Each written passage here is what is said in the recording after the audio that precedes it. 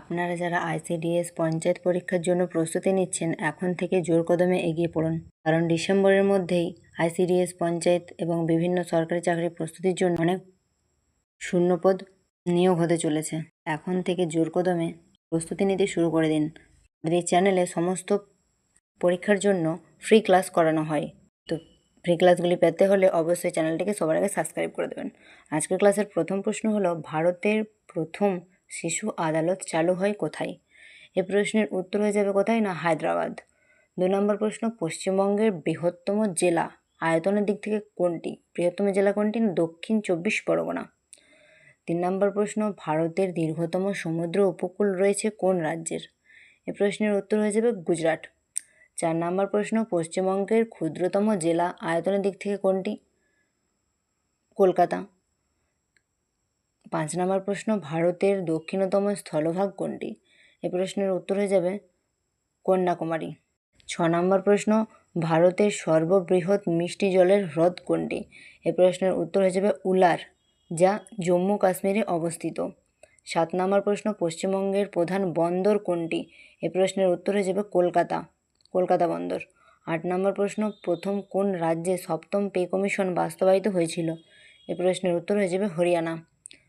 9 নম্বর প্রশ্ন, পাল বংশের প্রতিষ্ঠাতাকে? এই প্রশ্নের উত্তর হয়ে যাবে গোপাল।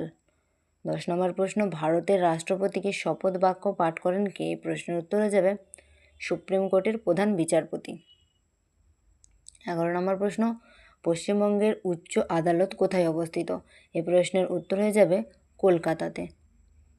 12 নম্বর প্রশ্ন, পশ্চিমবঙ্গের কোন শহরকে টেম্পল সিটি বলে?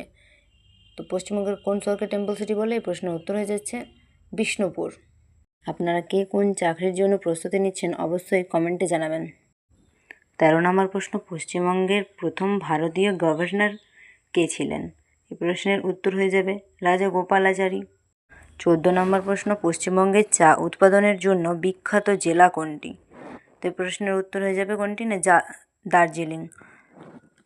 আজকের ক্লাসের শেষ 15 নম্বর প্রশ্ন হলো, পশ্চিমবঙ্গের কোন জেলাকে আমের জেলা বলে? আশা করি প্রশ্নের উত্তর আপনারা সবাই জানেন। তো আমি জানিয়ে দিই, এই প্রশ্নের উত্তর হয়ে যাবে মালদা। ক্লাসটি আপনাদের কেমন লাগলো অবশ্যই কমেন্টে জানাবেন। যদি ক্লাসটি ভালো লেগে থাকে তাহলে ক্লাসটিকে লাইক করে সাবস্ক্রাইব করে দেবেন। এরকম আরও নিত্য নতুন ভিডিও অর্থাৎ ফ্রি ক্লাস চাইলে চ্যানেলটিকে সবার আগে সাবস্ক্রাইব করে দেবেন। আজকের ক্লাসে আপনাদের যদি কোনো বিষয় বুঝতে অসুবিধা হয় অবশ্যই কমেন্টে জানাবেন। আমি পরবর্তী ক্লাসে সেই বিষয়টি বুঝিয়ে দেওয়ার চেষ্টা করব। আজকের ক্লাস এখানেই শেষ। ধন্যবাদ।